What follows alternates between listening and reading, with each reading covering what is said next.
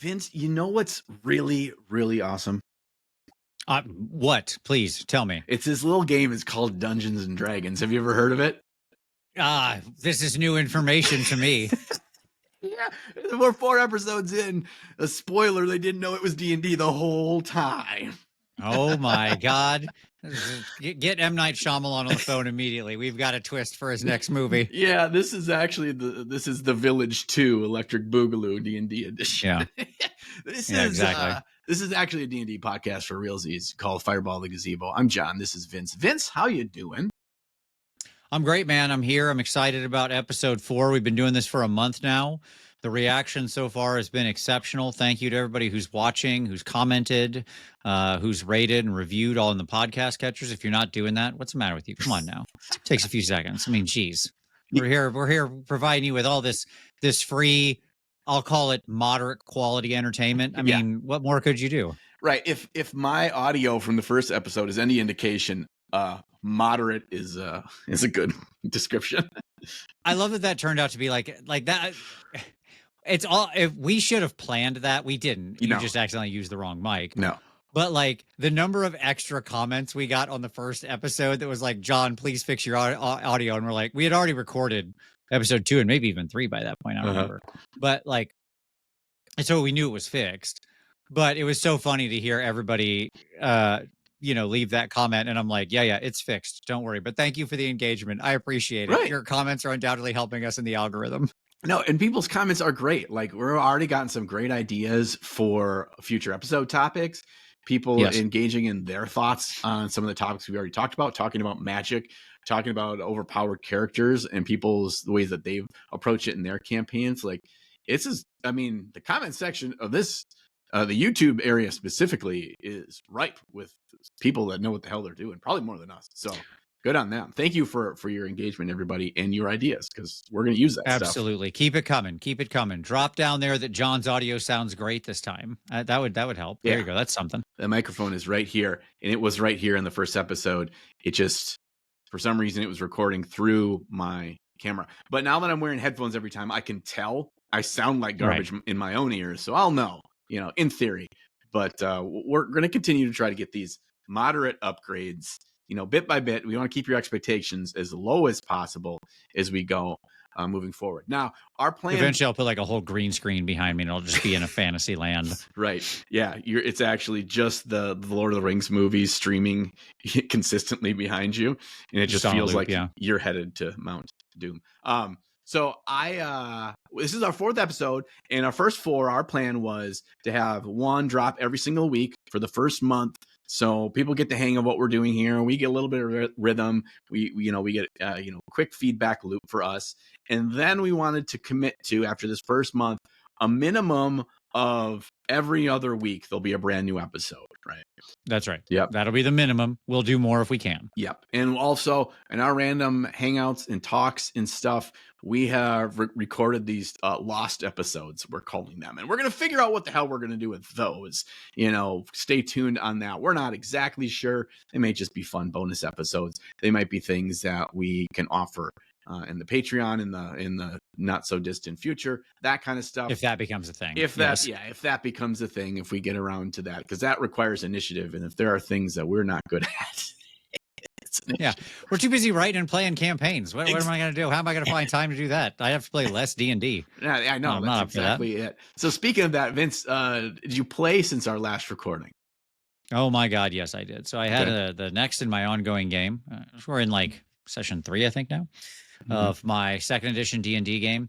John, it's an absolute pleasure. I've never been happier as DM. My God, I love it. Why did I ever turn away from the light? Every day we fall farther from the face of God. I cannot explain to you what a pleasant experience it is running this 2nd edition game after years and years of not playing 2nd edition. John, in our night, which we played 3.5, maybe 4 hours. Nice. Okay, probably solid. Something like that. So that's our general time we play. Let's call it like 7:30 to 11:30 p.m. Okay. That's our usual playtime. Okay. In that time, in this game session, there were 5 combats. Okay. Ooh. Okay. And those 5 combats, I would say, took up about an hour tops of that game. Second edition is fast, furious, and deadly. Lightning fast. Yeah. Resolving. And here's the other important part. This is relevant, John, to our topic today, which is going to be talking about death and dying. Okay. Which is not every combat has to be the end of the freaking world. Ah, yes. Because it turns out in second edition, it's really hard to heal. Okay. And when it's really hard to recover from your wounds and heal, when you can't just like magically hit the rest button, okay, then even a little combat where like some giant rats sneak out of the walls and jump on you and do, 3, 4, 5 points of damage kind of scattered around. Yeah. That person gets bit for 3. Maybe this person gets a disease. Things are happening, right? Yeah. That's impactful as you go on through the rest of the game, because if you're like in a dungeon or in some wilderness scenario where you're not sure you're going to be able to rest, those hit points are hard to get back. Like, yeah, sure, there's probably a cleric. They probably got 1 spell. How many spells do they have? Right. Now when you're at 11 out of 14, you can't blow that heal. But if that number is low enough, 1 hit could take you down, or 2 certainly will if you're not at full. So, the old resource management. Yeah, exactly. But it's so much better when every fight, because in like 5th edition or a lot of other current RPGs, the reality is your party has such a deep well of resources and recharges them so very quickly, like a video game. Yeah. The honest thing that happens is if you don't make the fight incredibly challenging, it's just a total waste of time. Yeah. Right? Because the party fights it, easily houses it, is never in any threat of death or dying or any kind of thing on the line. You're just going through the motions. The fight ends, some kind of rest happens, or you have a deeper well of resources to continue, and so on. You have to like struggle, and every fight takes forever. Forever. I can't take it. Okay. If you're the game simple, is fast fun. The game is trying to whittle down resources, right, over the course of a day. So you're trying to say, okay, I'm going to plan for 3 encounters during this day so they can't, just take a long rest and undo any of the work I did. So you have to plan your campaign story around that fact. That's kind of... Sure, and even then, if it's less than basically a very high threat, you're not going to actually deplete their resources. They can just do it with at-wills. Yes. It costs nobody anything. Yes. Right? So it's not just 3, and this is where the time comes into play.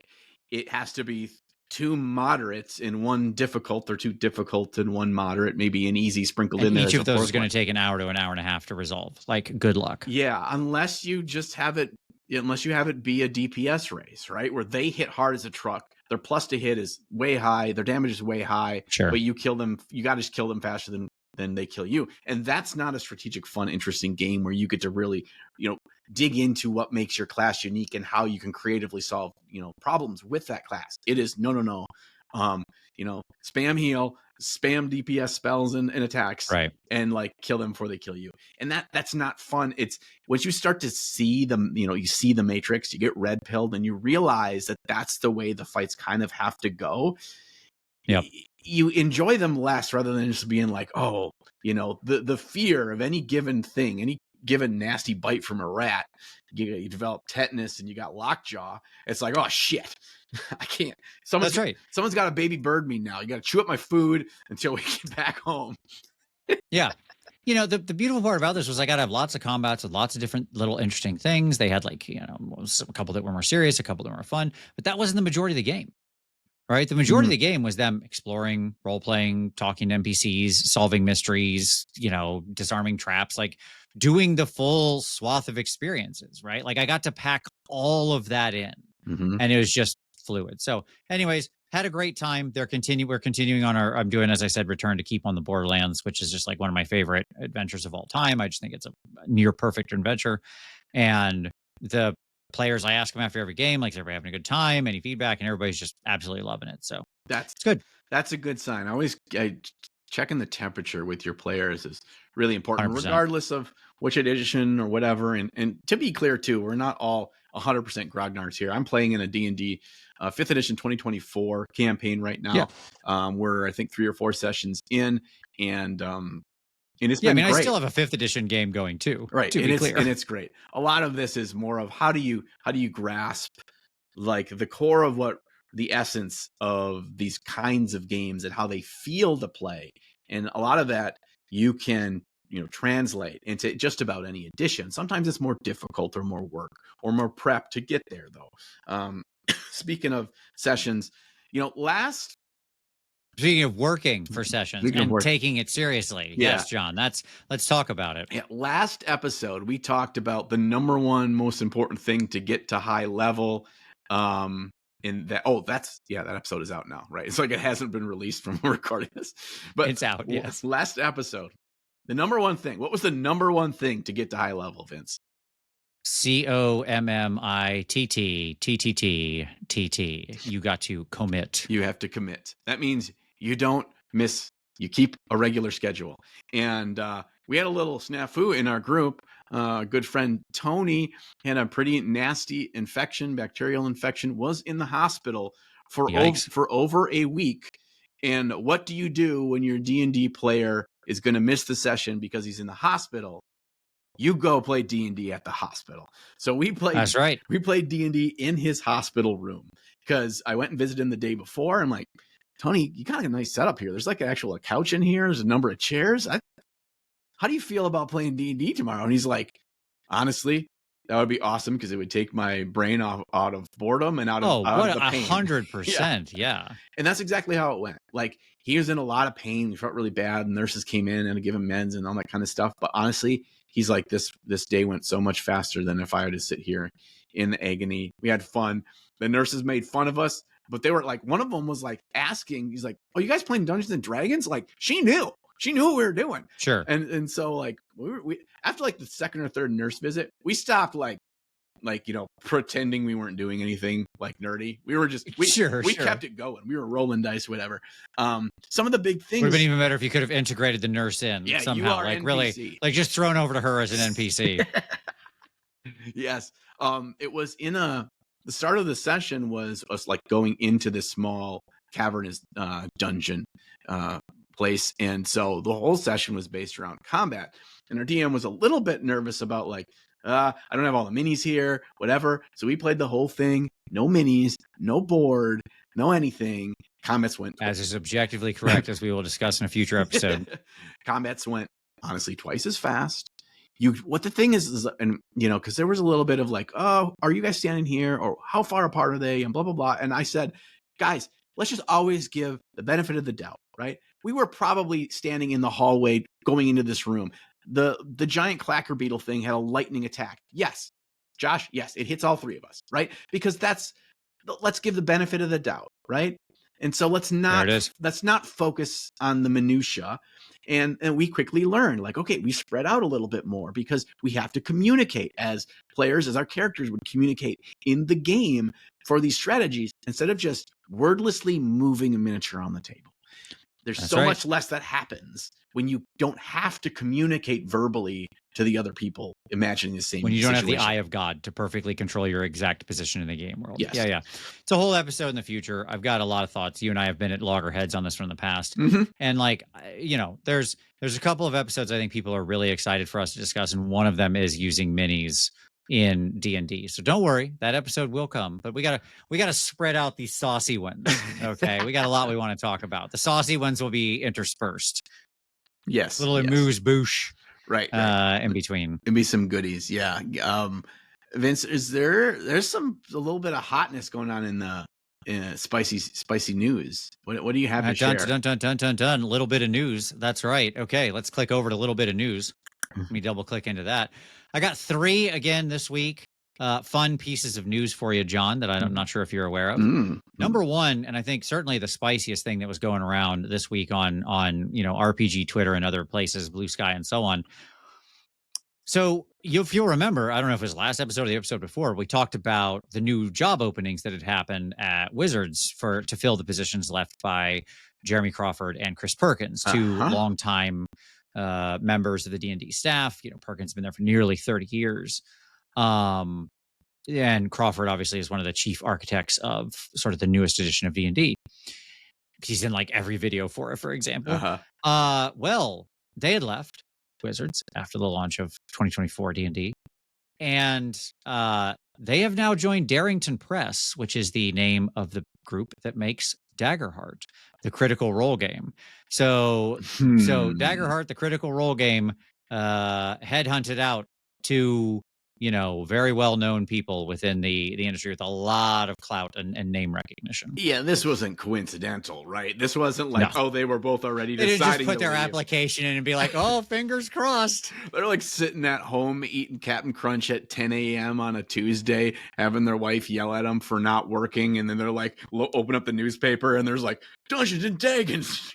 It's just like, yeah, it's not how it worked. So this is interesting because these are two of the biggest names, especially in the last 10 years. They're probably the two biggest names in D&D.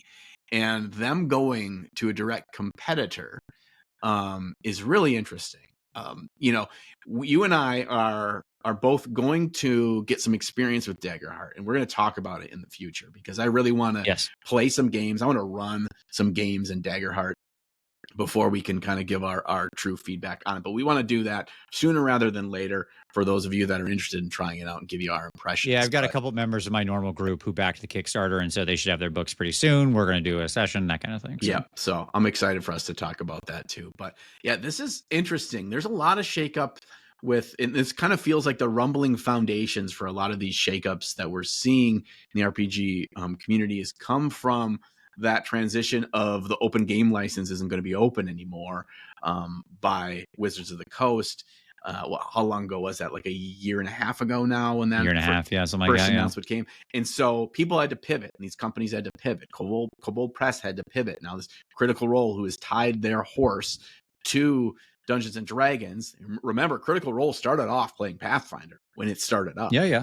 And they have hitched their horse, and now I think they're still going to keep a positive, amicable relationship with Wizards because they are really known about as Dungeons and Dragons. But now when they transition to their own things, it is going to be through this new lens of their own 5th edition. I mean, these games really feel like they're just like 5% different than D&D, but maybe that'll. Yeah, I mean, I'm sure this is going to be a time of a lot of heartbreakers, which is not uncommon. The mid 80s was a time of a lot of heartbreakers. The early 2000s, anytime D&D has a big bubble and then has like a boom period and then starts to slide back down, you get the time of heartbreakers. It just happens. It's happened repeatedly. And like D&D's sort of place in the popular culture, it benefits from being the Kleenex of role playing, right? Like you're playing D&D. What kind of D&D? I'm playing Shadowrun, something like that, right? Yeah. But like its actual popularity will wax and wane over the years. That's just always the case, and it constantly seeks to reinvent and morph itself and stuff like that. I'm never worried about the long term prospects of Dungeons and Dragons. It doesn't. Like that's not the concern. It'll go up and down and life will continue and there'll be other games and some of those games will stand up. At the same time, designers leaving and being competition is not new, right? Like this is there's so many producers who within other RPG groups who are frankly the folks that used to work for there.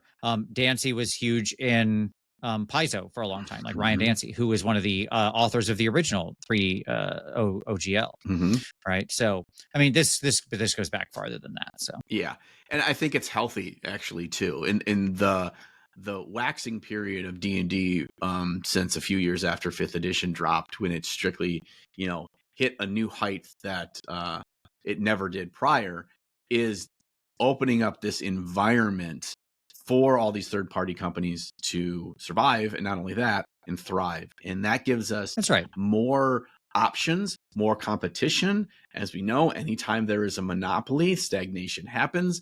And this gives us a really ever-evolving market for us to find the things that excite us the most and to push that pillar, the pillar of the industry, push them to keep them on their toes. And I think that's a really healthy thing. We see it a lot in our other shared passion, Vince, which is miniatures and miniature painting with Games Workshop and Warhammer. It's almost a direct parallel, right? Of how you have this main one, but all these other amazing companies are making great games and making better and better miniatures and stuff. And like, that's very important.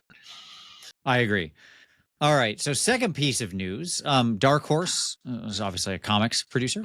Dark Horse announced its first D&D comic under their new agreement, and this one's called The Fallbacks. There wasn't much information on it, but seems pretty cool. I'm a big comic fan as well. Like, I'm a nerd in every single way you can be. All y'all better recognize, and so looked pretty cool. Some of the art that I saw out of it looked interesting enough. So I mean, it's just kind of a neat. Stay tuned. I mean, D&D is clearly, like every other company, that is to say Wizards, is looking at how they can, you know, uh, juice their IP. I don't know, Right. like make the IP worth more, continue to expand it out beyond just the mainline product. Yeah, which is yeah. not surprising. It's the Mel Brooks special. You got to have Spaceballs, the lunchbox Spaceballs, the action figures. You saw they announced Spaceballs too. I mean, there's never been a better day. Although, we don't have John Candy as Barf, which is making me sad. It's unfortunate. They should open that movie. Here you go, Mel. I know you're a big fan, so this is just for you. As I'm sure you're working on the script right now. They should open the movie with like a coffin. They're like in a spaceship and they got a coffin. Like think like Spock firing him out into space, like they did in Star Trek or whatever, like Star Trek 3. They start with like Barf in there, and he's like just like it's clearly like there he's in the coffin. You can just see the silhouette. Like we don't need to be grotesque about it or use CGI or anything. And they're just like, well, Barf was a good dog, but and then they just fire the thing out and they're like, anyways, what are we doing now? And just like make a joke of it as though he was just like a pet. Yes. Like a family pet. Right. And like, it's sad, but like, you got it. What happens? Dogs die. Right. And like, just be nonchalant about it. And I think that would be very funny to the legacy of the thing to not make a big sort of emotional deal of it. Right. Yeah. Not having him around. Yeah. Going completely the opposite direction is and that feels like a Mel Brooks movie. I think that better be put in the script. I'm for it. And I mean, there's a history of great fantasy comic books. I remember in the 80s loving the Conan comic books, that low fantasy era, and it was a long time where there wasn't really good ones out there. Dark Horse feels like the right company to take this to, and maybe they'll make it a little grittier and a little bit less cartoony, but who knows? I'll keep my eyes out for it. Yeah, I'm interested. I'll give this a firm I'm interested. Yes. All right, last little piece of news, something that I thought actually the synergy, John, the Wonder Twin powers activating in this news bit. So Cubicle 7, which is a company that makes RPGs. They make the Soulbound RPG for Age of Sigmar, as well as some other games. They make one for 40K as well. Obviously, we're both normally Warhammer enthusiasts, as I'm sure my background says, and as I'm sure many of our audience knows us from. But they are, and I love Soulbound. I think it's a really well-designed, good game. They announced they're doing a Warhammer The Old World RPG coming in Q1 of next year. So it feels like they're trying to be somewhat true to kind of the old system. Like it's not on a 5th edition clone system. It's using a D10 sort of dice pool system. You have like backgrounds and professions. So is Ratcatcher still in there? Who knows? But it's that kind of thing. So very interested in that. Obviously, a crossover between RPGs and old world Warhammers. Yeah, I think that setting and just kind of the richness of that world, that time frame and that amount of feels a little bit more low fantasy, closer to the ground than Age of Sigmar does. Appeals to me. Speaking of gritty, appeals to me a bit more. It certainly it's a much grittier kind of world, lore and game that excites me more. I have played Soulbound and I think it's hot garbage, but we can disagree on that. Wow. Ouch. But yeah, that's interesting. Again, this is also Spaceballs. The Lunchbox is Games Workshop is notorious for letting their license out for a variety of things, whether it's video games, whether it's books and stuff like this. I think Cubicle 7 has done a pretty good job with both the Age of Sigmar and 40K stuff. Like both those games are pretty well reviewed. I do stand behind them. Maybe that's a whole episode in the future, John, talking about Soulbound and what's like what are your challenges and why I like it. I think that might be a cool crossover episode. Sure. So yeah, there you go. It makes sense. Makes sense. Absolutely. I can. But that's all my news there, buddy. I mean, those are 3 solid newses. I'm on board for that. But that leads us right into our main topic. We want to make sure we had plenty of time for this one today because it is a juicy one. Yeah, it is. It is morose and in depth with the grubs and worms that will be eating at your corpse when you inevitably die in Dungeons and Dragons, or will you? Because it's incredibly difficult these days. Vince, what's the catalyst for us talking about death and dying in D&D? This has been a subject of contention throughout the entire history of the game, death and dying, right? Because you live in a world that, so first of all, death is ever present, right? Like at this point, at least, as we sit here today. Right. If you're listening to this like 3 years in the future, I don't know, maybe this isn't a problem anymore, in which case, neat. But for the entire history of humanity, death has been inevitable, right? And humans have tried a million different goofy things to stave off their own death, right? Right.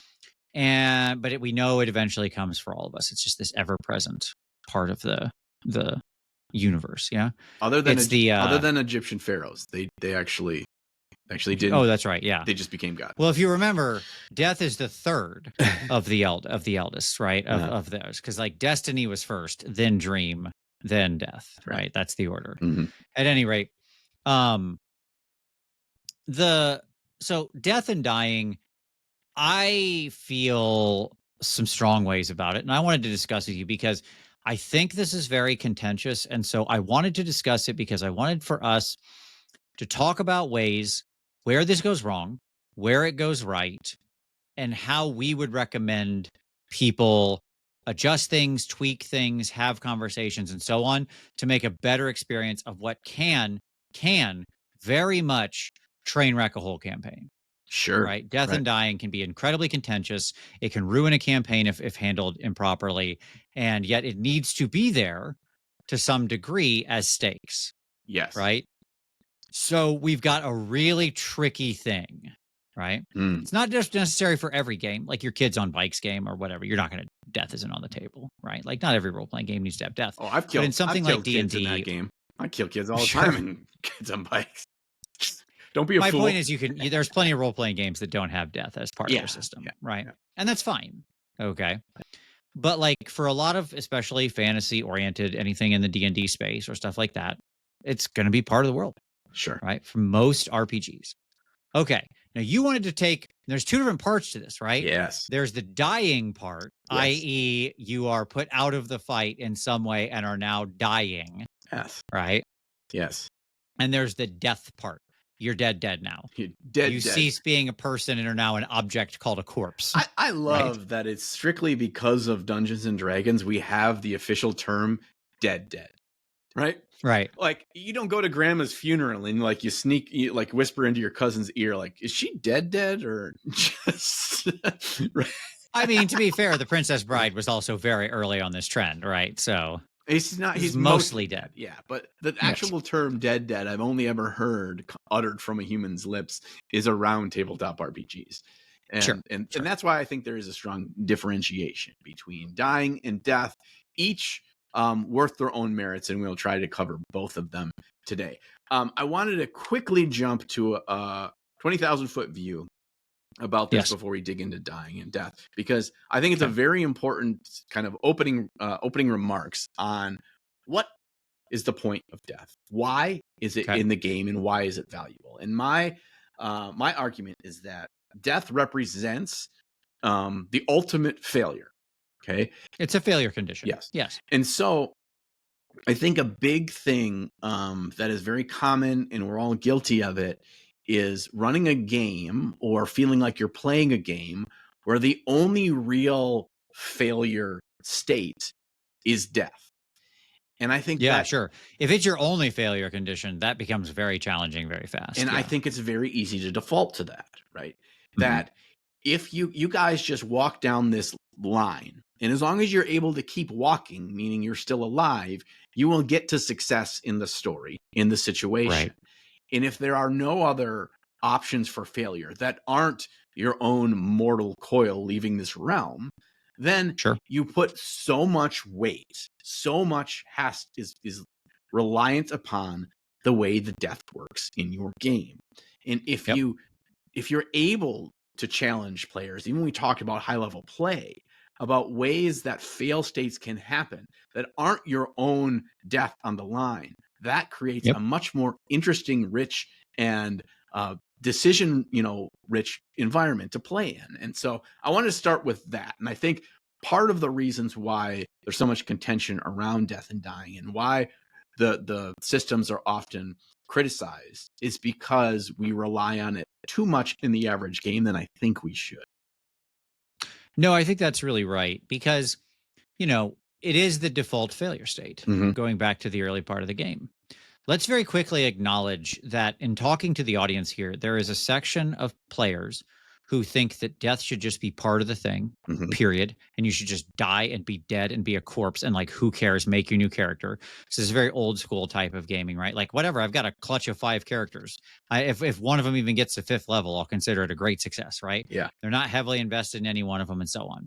And then you all the way to the other end of the spectrum, where you have somebody that spent like months preparing the backstory of their game, making a little mini on Hero Forge, and creating the art, and like commissioning an artist to do it. Like, this is real, right? This is how people go.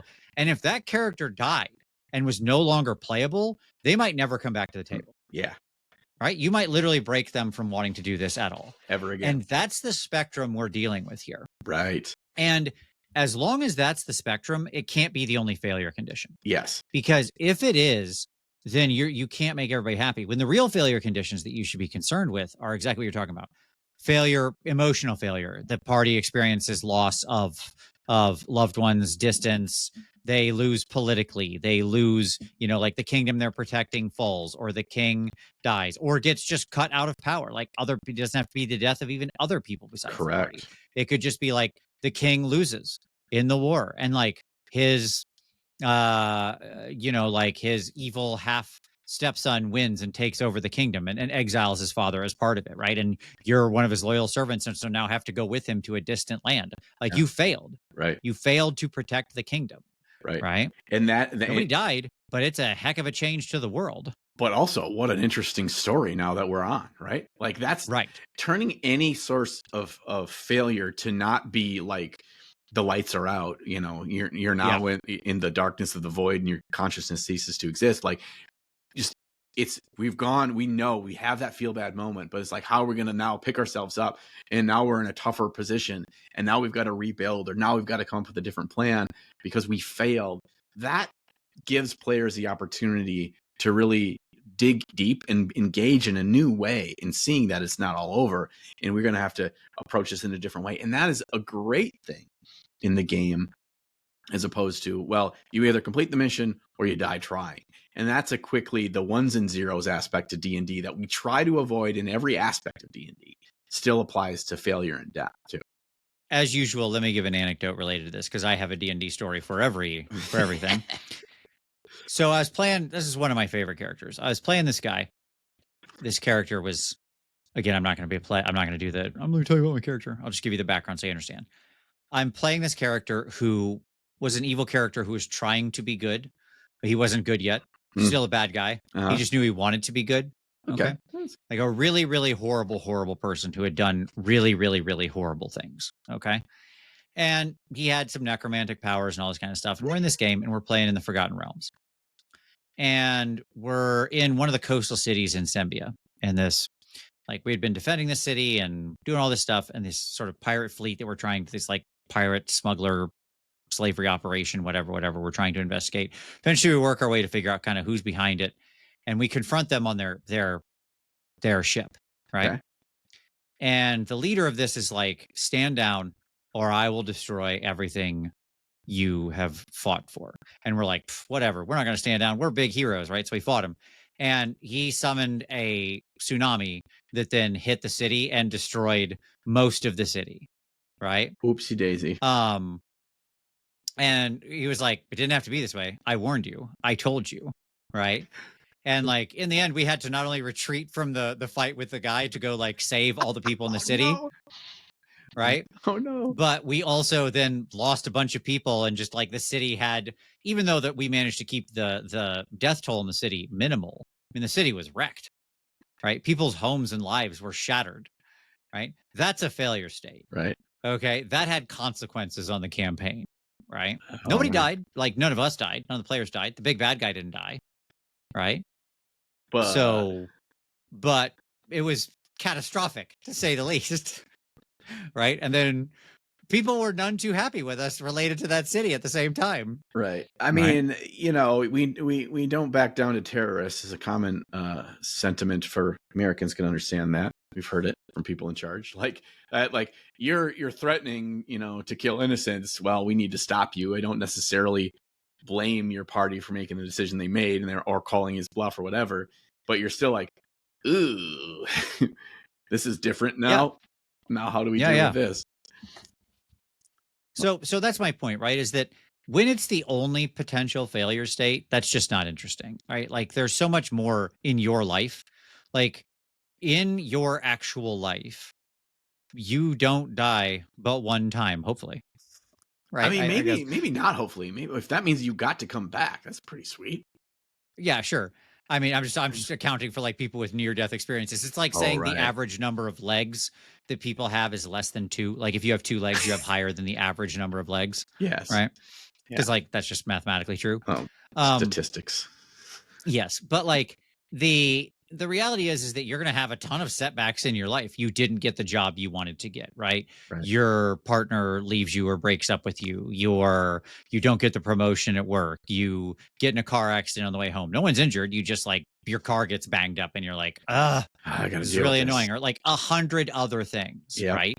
Yeah. And those are all like meaningful things in your life that probably shape a great deal of how you're thinking about day to day. Right. Yeah. And that's absolutely true. And how you approach things, even though, death isn't on the line in those, it's still, an aspect of your life that needs to be tweaked. Okay.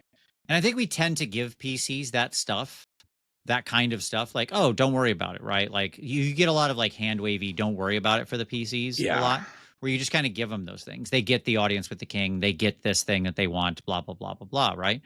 Whereas it's much more interesting to me if it's like, no, sometimes they just don't. Right. Right. Yeah. In my current game, one of the players has been trying to get into like the sort of inner bailey of the keep and talk to the Lord. And I'm like, no, the Lord's not interested in you. You're just some guy. Who are you? Yeah. How have you haven't done anything relevant that is worthy of his time? Right. Like he's a busy guy. You're not on his calendar. Yeah. I can't just go meet the president because I decide to or whatever. Right. Like that's not how the world works. Because I show up. Yeah. I mean, that's a pretty good thing. Like, yeah. And it also gives them a goal, a direction to search for. Is like, how do you make a name for yourself? What have you done for the city that would, catch the king's attention? That kind of a thing. It's like, okay, that's right. Now we've got some. All right, so let's bring this back. Let's talk about dying specifically, because I know this is your main area of contention, and I honestly don't know that I have as much of a problem with this one. But go ahead. Okay, so the issue that I have, and this is both in 5th edition 2024 and in Pathfinder and Pathfinder 2nd edition, specifically, that you get these like you can drop unconscious so many times, and then. Sure. If you're a weeble wobble, right, and that when you get up, there's basically no downside to it until it happens the 4th time. Yeah, you get bonked on the head 2 times, you wake up and nothing bad has happened. The 3rd time it happens, you're just dead. And and plus with the massive amount of ways to heal, specifically in combat, there's almost no downside to have people run the gauntlet of low hit points or having them drop. You don't feel bad about that ever happening. And in fact, I'll give you, let me say this. There's a bunch of times where people be at like a very low hit points and there's not a big cure spell or something around. And they're like, well, I'm not going to waste it on you. The next hit's just going to put you down. I'll wait till you go down and then stand you back up. That's a better use of the 1 heal spell. Yep. That is the case more often than it's not the case, sadly enough. Which is insane. It feels so bad. And so I have always, like, more editions that I've played recently and now we've gone back to 5th edition after Pathfinder 3.5 or Pathfinder 2. And I think it's even worse in Pathfinder 2 than it is in 5th edition because of the stupid healing kit where it's just like you just healing kit, and when you healing kit somebody, it takes away all of their dropped saves, all the checkboxes. Yeah. And you basically have infinite charges of that. So it's like you're never worried about dying in those games, like the dying condition. Yes. And so it's really frustrating that tension, anxiety, drama can come from a lot of different places in D&D. One of those is your own like mortal situation. And when that's basically non-existent in most modern editions of the game, you really have to strive to make the game feel dramatic and exciting in the combat scenario. And how do you do that? Where death is the primary failure condition, right? It's usually. Right. Now, this is why I'm also a big fan of letting PCs run away. Yes. If you go back to early D&D books, they talk a lot about this. Yes. Okay, so like go back to first edition books, they talk a lot about running away. And basically what they say is if the PCs decide to run, you should let them run away. Yes. Okay. Because and moreover, you should encourage them to do that if things are bad, because it's a good lesson for them to learn. They will sometimes get themselves into places they shouldn't be. Like teach them that running away is better than standing there and dying for no reason because the monsters are going to get free hits or do stupid things or whatever. Yes. Right. Just let them go. Yes. Unfortunately, that is something that needs to be very well communicated and beat into the heads of the players, and they're still probably going to TPK. And like people don't like doing that. People don't run, and usually when you make the decision to run, it's too late, or it's just like you were able to escape, but the person that's down, that's left, you had to leave them, and they're dead now. Like it just feels like a lose-lose, and it feels like a very negative, deflating moment for the players. But also, there's oftentimes not a really key moment where it's like, okay, now we run. Because like, well, if we can run and we're all healthy enough to escape and get out of here, then that means we might still have been able to win. So people never feel real confident in that decision. But so my thought on this, and kind of like I want to bring in the dying part to one of the last bullet points that I wrote down here is like, how could this be changed? How could it be done better? Because just saying I don't like the way the 3 checkbox system works is one thing, but how could it work better? And that is every time you drop, you have some kind of an injury. Okay. So if you got crushed in the head by a mallet, okay, either it's rolling off a dice chart at D100, whether it's you've written down all these things based on the type of damage that was done to you, this, that, or the other, and you have a condition. When there's a deck of cards, you stand up, you roll, you pull a card from the deck. There's 100 cards in the deck, and 15 of them are you're fine, nothing happens. But 85 of them are something bad, and they're not necessarily permanent. I played games way back in the 2nd edition era where like people got their arms cut off and stuff. It's like that's like a permanent condition that can really feel bad. There's like, well, I mean, regeneration exists, but I understand it's semi-permanent, as with all things. But like you have a concussion. Okay. You must, this will last for X number of long rests. And in that time, you have this detriment to you. So you cannot just cast a cure spell to get it off of you. You cannot just whatever. Enough time needs to pass by because you fell down and dropped. Now, maybe it's a 50-50 chance that one of these bad things happened or didn't happen to you. But a chance of like anytime you drop a bad thing that will make me worse at the things I'm trying to do, whether worse in combat, whether these are like your resources going down over fights before you get to the big bad boss fight. This is just as bad as those resources getting down when it's like, I actually am not going to be as good as I can be when I get to that fight because I'm -1 to hit and -1 AC or something like that. So that's an example of like, how do you make it feel like, oh, the weight of dropping is bad, but it's not life altering, and it's like, okay, this is maybe why we take a week to a month downtime between our actual adventures, like we're supposed to be doing, because adventurers don't just like work a 9 to 5, 5 days a week and back to the mines. Exactly.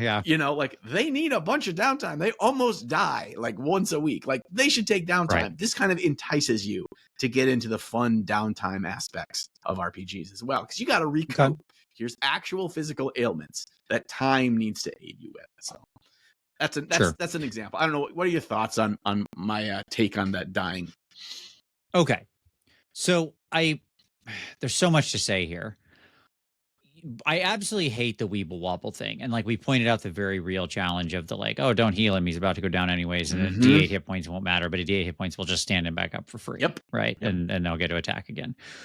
We should acknowledge that there is a real penalty to people going down, even in the weeble wobble system, right? Because they might miss their initiative. They might not get to act that round and oftentimes that means that like at minimum, it means that player is now out of the game and so is not having as much fun. Like that is a real cost that's happening, right?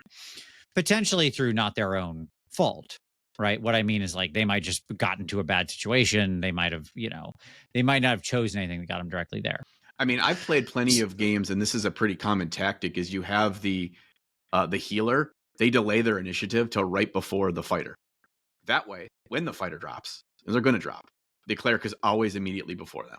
So they never miss a turn. Yeah, I don't ever let people mess around with initiative shenanigans. You go when you roll. Period. I mean, it's standard rules though too. It's like, yeah, if you want a house rule or whatever, but it's like it's a very simple, basic approach of like just make sure your healer goes before your fighter that's up there taking all those hits, and you never have a downside to it. It's pretty frustrating, but yes. Yeah, silly. Like that's just insane. I don't even know what the in-world justification for that would be. But so that's one. My issue with the other side that you've proposed here, okay, is a couple of things. One, players psychologically hate penalties. Mm-hmm. They hate them. Mm-hmm. Okay. Like they really hate them. Okay. So they feel the weight of that really strongly. Mm-hmm. That's number one. Yeah. Now maybe you would just say that's okay. They need to like buck up and deal with it. And maybe that's true. The other problem though is that penalties are inequitably distributed in who they're going to affect. So let's go back to your example. Let's say concussion, it's neg 1 to hit or something. Okay. Or whatever. I don't know. You get your bell rung.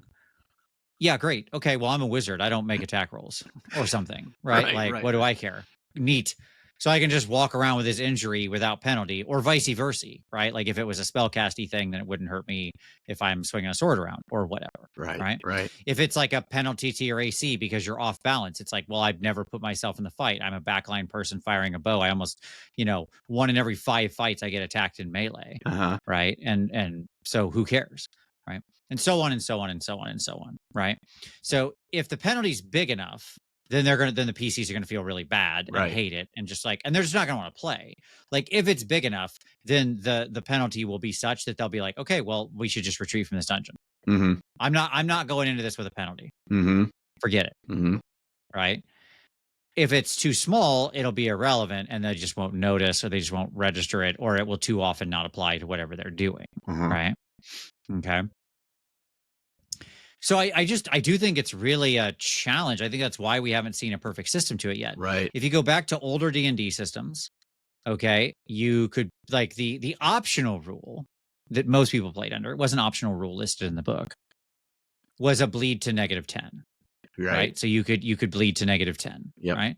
If you got injured, you tracked your hit points at -10, you're dead. Blah. Mm-hmm. Right. And this was the thing for quite a while, frankly. Mm-hmm. Basically until they invented the death save thing.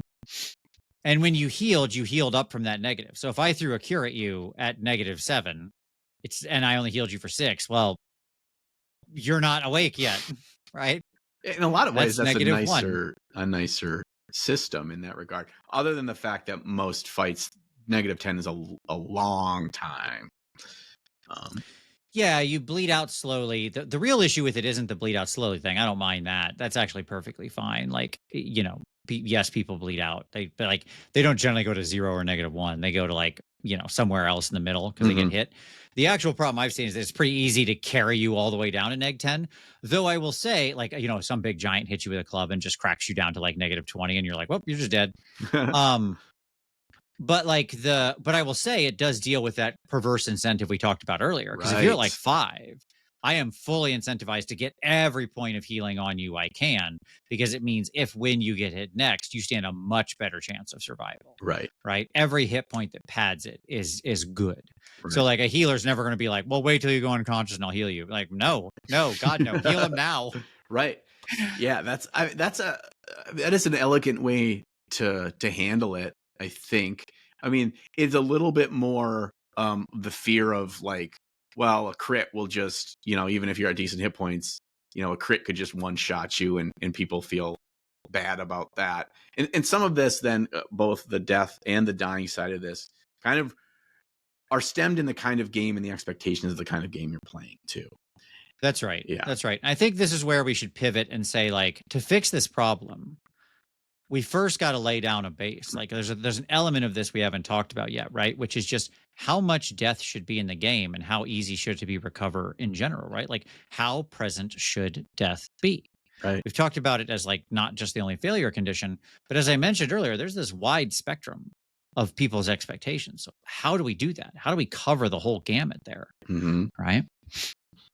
Because here's the thing. When I was young and played characters and like started playing when I was like 10, I would have characters die. And then the party would go find a way to get the character resurrected for the most part. Right. Like if you were like level 1, 2, or 3, or 4 or something like that, you generally write it off and be like, well, that's a shame. I really wanted to play this character, but they died. Right. Right. And I had that happen some. And you could always just play it again. Like it's fine. You could just, the old come back with like the son of that person or whatever, his twin brother, cousin. Exactly.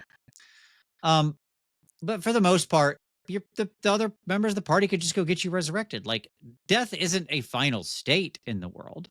Right? If you're not, assuming you're not dying of like old age or something, it is for the vast majority of the population, right? But not for PCs and very rich and powerful people, right?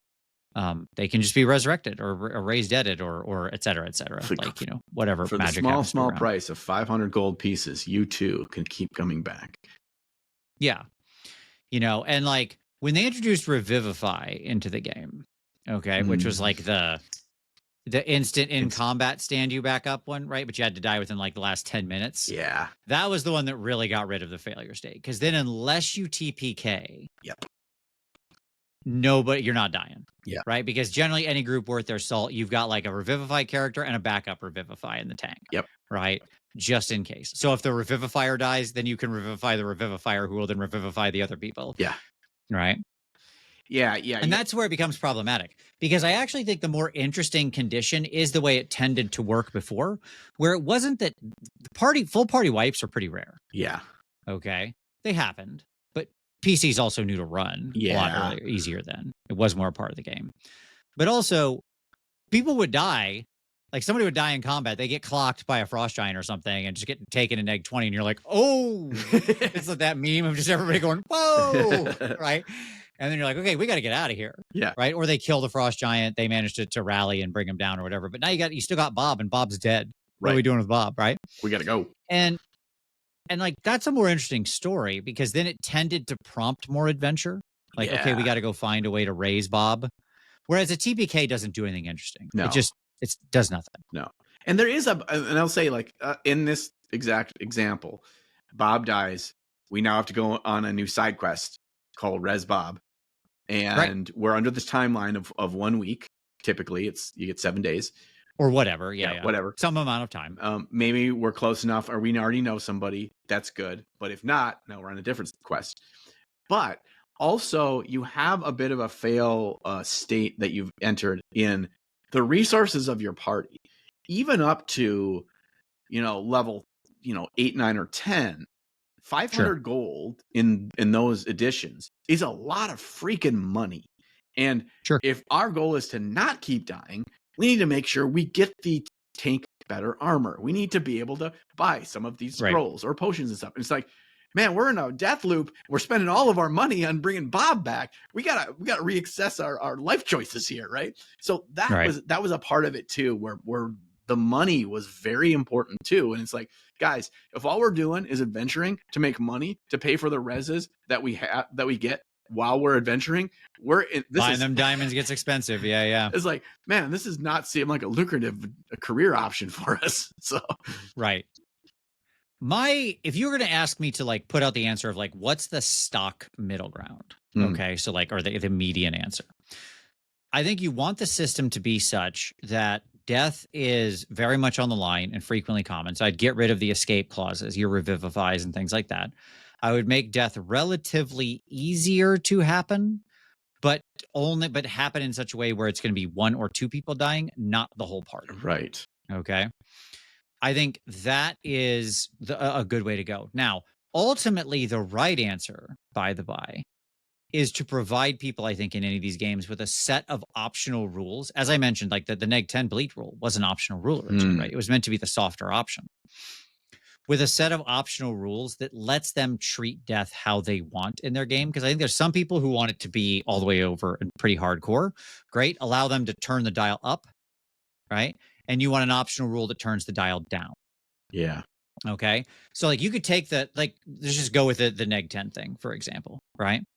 You could just have that mimic your hit points, which is what they eventually did in D&D, right? So you have to be hit to your equal negative hit points or whatever, right? Or half your negative hit points or something like that, right? So that neg 10 could be like the floor, and then it could just expand as you level. That way, like one crit from some onkeg or whatever doesn't just like pop, accidentally level you or something, right? Some Remraz comes up and just like pop, pop, pop, pop, pop, and you go down. Yep. I'm just gonna say fun monster names for the rest of the show. And so like, I think that like that could be the softer setting, right? Whereas the harder setting is like, no, you go to 0, you're dead. Yeah. Right. But my point is that like I think that for this system, for death in a game to be a correctly designed system in a role-playing game, I'm saying it has to have flex. I think a one-size-fits-all death system in a game is just wrong. Yeah. Because it will not fit. When somebody wants to play a more gritty campaign and you've got very loose rules, it doesn't work. Right. When someone wants to play a big damn heroes, we're awesome Superman, superheroes type of thing, then the gritty thing doesn't work. Right. Right. Because death should be like death in a comic for the superhero game. That's like a good example where death is just like, what? Yeah. There's no death here. That doesn't happen. That shouldn't ever And if it does, it's like temporary at best. You come back tomorrow. That shouldn't ever be the fail state for your games. You as the game master need to really be working around other interesting levers to pull for failure. Yeah, your failure state in a superhero game is like, oh, the space laser goes off and vaporizes Topeka or something, right? Like that's the failure state or whatever. We are down Topeka, Captain America. We are down Topeka. It's just like dots all over the map. We're like, man, we really gotta get our shit together here because we are losing these cities the size of 200 to 500,000 at a pretty high clip today. Yeah, or like Chairface manages to use his Earth laser to write his name in the moon, right? Like, these are the failure states, right? Yes. So. Oh, yeah. And that's, when in the world of playing Adventurers League, in the world of introducing new players to the game, and in the world of having it really approachable, I think sometimes we speed up these aspects of the beginning of a campaign, the beginning of us playing together a bit much. And sometimes those foundational aspects are some of the most important conversations and group decisions that you can make.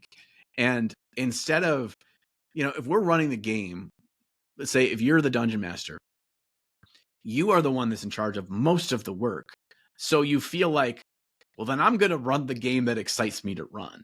And sometimes you make these kinds of decisions outside of really taking the temperature of what the players would really excite them to play as. And so if you want this gritty, y'all got to come with 3 made characters campaign, first see if that's a game that they're excited to play, right? You got to are they excited by the possibility of having their big barbarian, who's like an awesome fighter, your Khal Drogo, die from an infection? I mean, diphtheria happens, boys. Let's keep it real.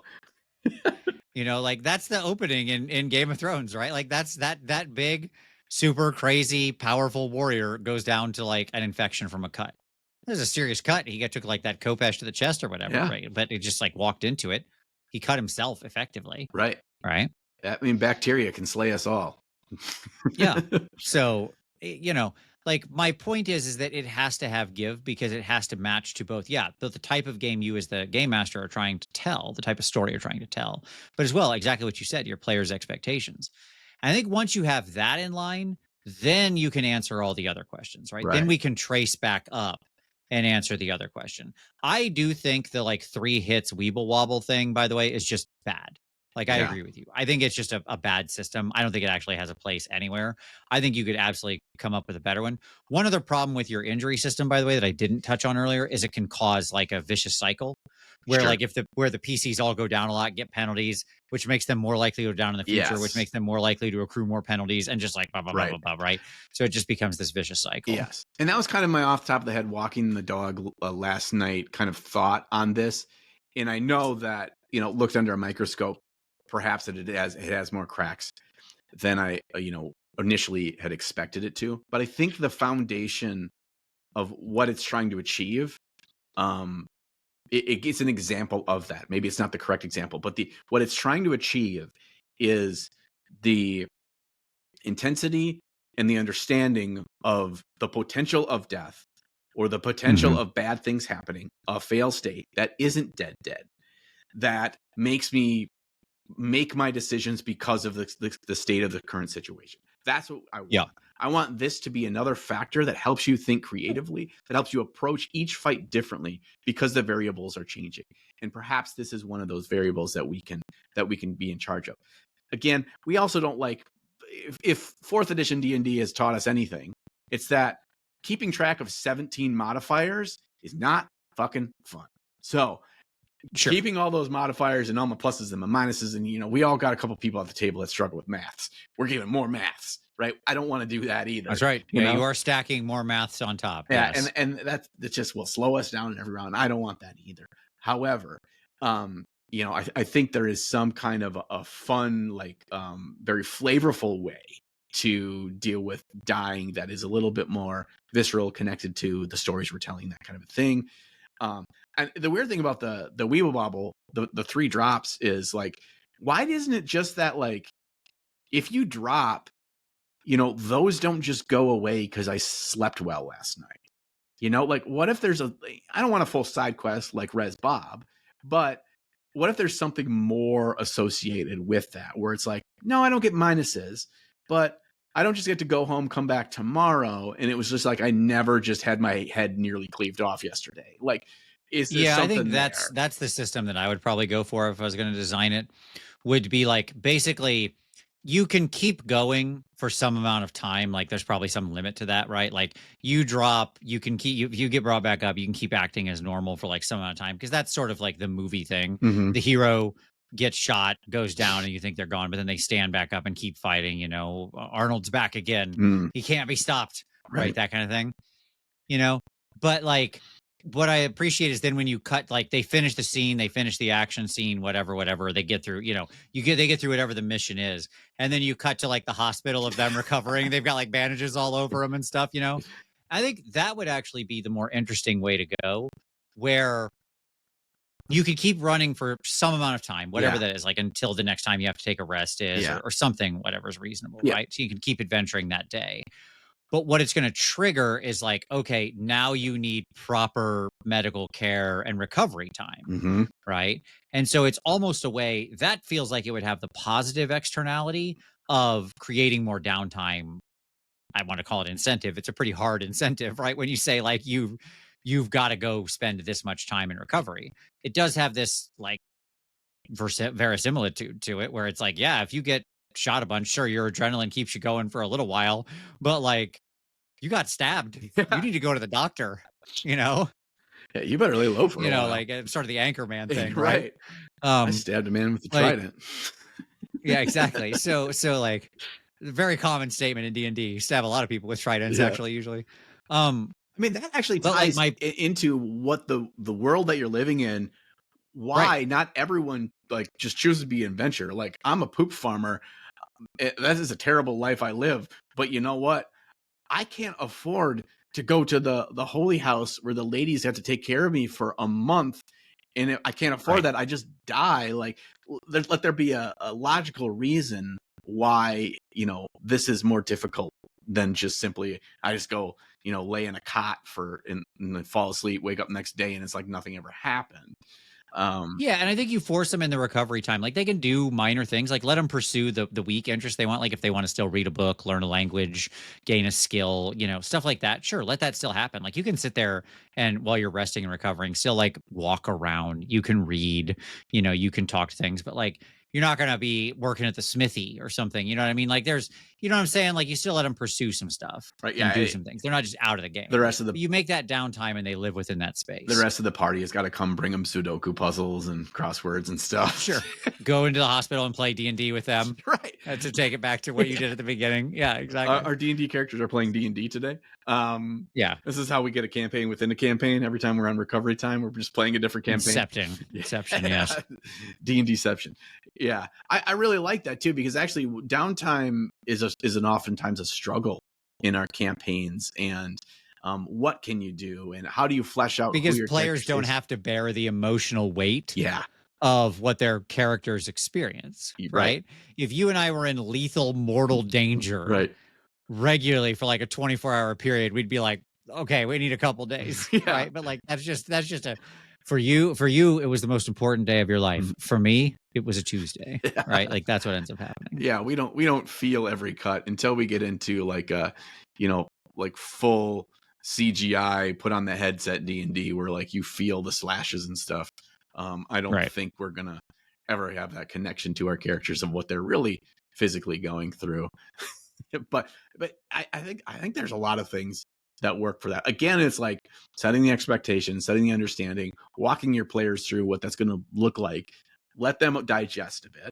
Let them ask questions. Let them give suggestions. But it's tough because straight out of the box, we're going to sit down, we're going to play D&D. I'm going to a new player night or something.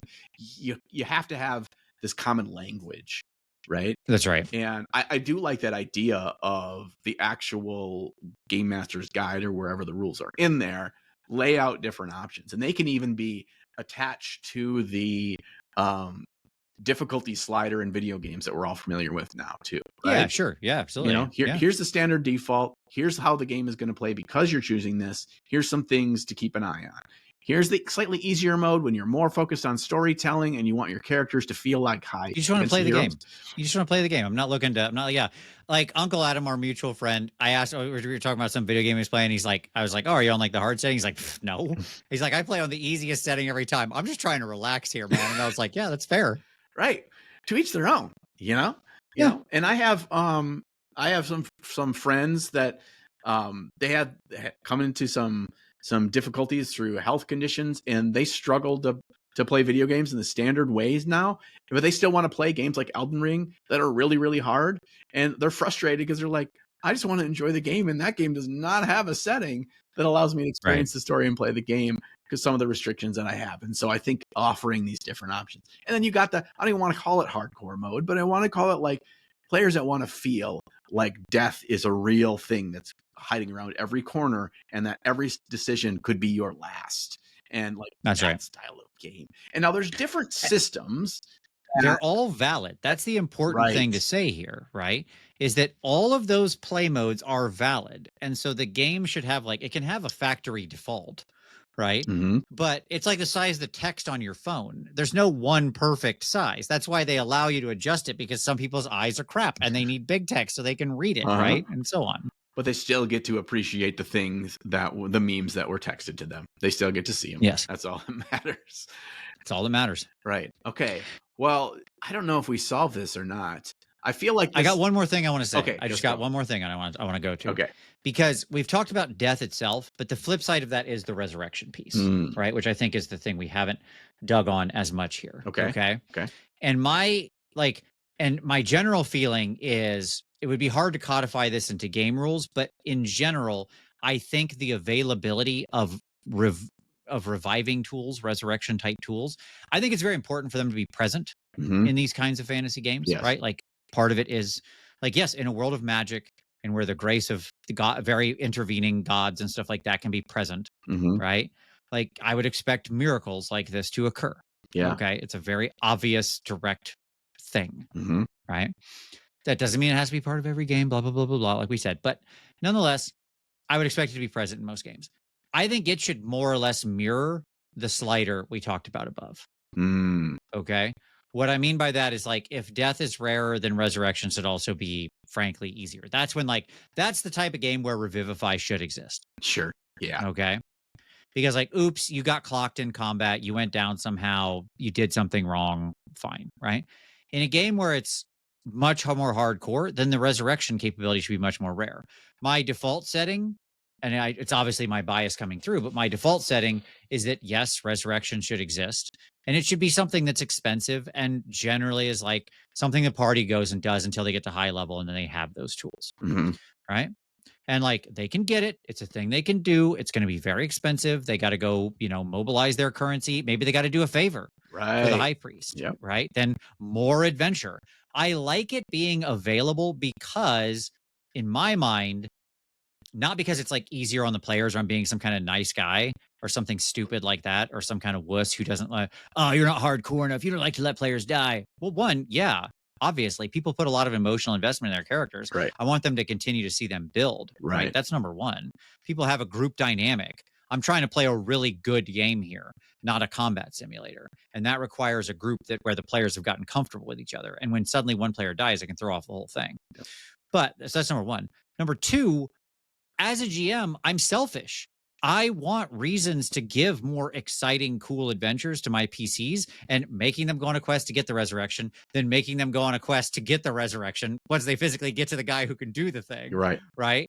Is like, the guy might even be like, look, I'll res your buddy first, but then you've got to do this thing for me. Right. So your friend doesn't have to sit out the whole time. Right. Yeah. You don't want that. You can say, but like you owe me this. Yes. Right. Yeah. And that is great. Like we've prompted so much more storytelling here, and it's making people feel more involved in the world. Like that just seems all upside to me. Yes. And there's two ways that you can approach that too. One is like, oh, I have this special dropped that will allow him to be revived for 48 hours. I will make it permanent if you can return with blah, blah, blah. Oh, that's fun. Okay. That's very fun. There's a whole side mission. Or, I'll res him first, but you got to go collect these 4 unicorn horns for me. And then you're just like, are we just going to dip out of town, never come back here again? Now you have another conversation with the party, right? Either way, which is another fun adventure. Like that's a great thing because now they're being hounded by this yes. high priest of this faith to the ends of the earth. Like, frankly, I don't care what decision you make. This sounds really fun. Right. Yes. And I think that there's a key to this that I really think is so pivotal. And when I get the most satisfaction sitting at the table as a DM, and also oftentimes as a player, is when your players are instigating the connection to the NPCs and the world in general. More specifically, they are proactively seeking out engagement instead of you feeling like you constantly need to be like, guy steps out of the alleyway, pushing him. Hey, guys, I don't know you from Adam, but there's a hippogriff. Like they have the exclamation point over their head as every time they walk up. Yeah. Like you being the instigator for every situation for the group is not a healthy one long term. You have to kickstart it at some part. But them, when they get invested in your world and they understand that the town and the people and the power structure and the resources at their disposal, them proactively decision making and coming up with their own strategy of how they're going to approach and who they're going to approach and how they're going to do that. That is when the game starts to feel like it's really running on all cylinders. And this is an example of allowing them to see that they have that power in themselves to really push the action and push the direction. You want to foster that. And then they see fun, interesting things happen when they choose to do that. And they're like, oh, but they're telling me that I got to go collect these mushrooms, but the mushrooms are held by this troll who I just heard last week was the one that's been, rampaging all these caravans, and he probably has a ton of treasure. So it's a win-win for us. Cool. Like you just get to move it going. Exactly. You move along the ride. Yeah. And I will say the other advantage, just again to give here's my final point to sell GMs on the availability of resurrection and stuff like that. Yeah, do you like your bad guys? I like my bad guys, right? I do. John, do you use bad guys that you like? Yeah, and I like to get my bad guys in front of my players early and often. Sure, absolutely. You want them there. Yeah. You know what's the most fun? When the PCs kill a bad guy and then they come back. Because guess what? If resurrection's available in the world, if it's something that can be gotten, it can be gotten by the bad guys too. Right. Okay. Yeah. You don't want to, and so like you don't want to stomp on their victory in the moment. Right. No. This isn't like a you've revealed my final form thing. Okay.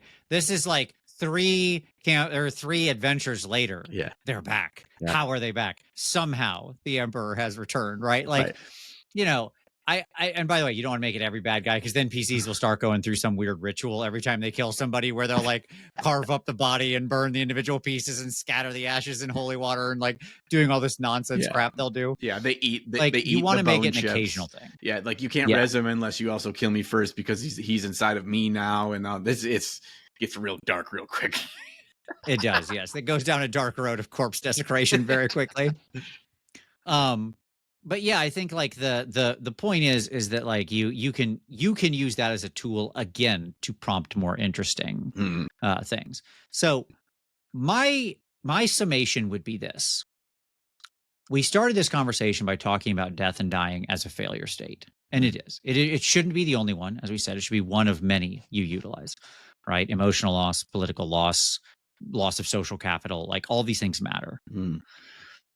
But at the same time, as with all things in this game, since we're doing collaborative storytelling, it should be there should be some way to fail forward. Right. Just as the story I told earlier opened up new campaign storytelling for us within the game we were playing at that time, it's much more interesting when death becomes a way to fail forward, to open the door to new adventures, to get the PCs on a new track, to do something, to go on some new quest, to discover new things, and so on and so forth. If there's a way to fail forward with it, then people won't be so angry about it, right? And we won't have to write the game to where it's just not possible anymore. Right. Okay. I think where we went off the rails originally was when death happened and people complained in older editions. The logical response was, well, then let's just make death very hard to happen. Wrong response. Right. That was fixing the wrong problem.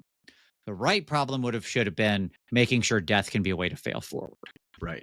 And that feels like if that is in the core foundations of how you want to deal with this, your strategic approach to death in your game, then that needs to be very clearly spelled out in the rules, so everyone has this joint understanding of this is the expectation. Here's the resources available to you. Here's the great ways that you can use these resources to make your game interesting and exciting, and it keeps moving forward. It kind of comes back to the basic yes and philosophy, right? That's right. We're not saying no. We're not saying, well, you died. Do we keep playing? No. We're always saying yes. And in this situation, this is now your new course of action, or your new opportunities of where you can go from here because of what just happened. There's never a closed door at the end of the hallway. Everything splits off into more opportunities. And I think death, we usually think about that in very black and white ones and zeros mentality. And I think thinking about it in much broader spectrum is a healthier way to have more engaging games. Completely agreed. We got to get that Grateful Dead in here, bringing those shades of gray, 100%. Yeah. Yes. Well, I'm curious what our wonderful listeners still haven't come up with a good, catchy name for what the listeners and viewers of our podcast are called. If you've got a good name for us, or what we should call our cultists, yes. What's the name of the Fireball the Gazebo army? Yes, absolutely. Yes. Right. Yeah. It is truly an army. One, in the comment section, let us know what we should all be called collectively. Number two, what do you think about death and dying? Have you used it in your games? Have you come up with your own fun rules or your own approach to it? Are there certain editions that you hate the way that they do death and dying, certain ones that you love? Really curious about all of that. And also, by putting those comments down there, you help engagement, help more people find us, and which is we're very grateful for, whether you're listening to us on wherever you listen to podcasts or on YouTube. That's right. And while you're down there, don't forget to hit like, subscribe, do all those things. If you're listening on a podcast catcher, don't forget to rate and review. That is really helpful as well. Yeah, so I just want to say this has been very fun. John, thank you very much. Thank you all for watching. Yeah, this has not felt like death or dying. Not at all. Great time, top to bottom, as is all of my time with you, John. All right, we'll be back before you know it with episode number 5. Take care, everybody.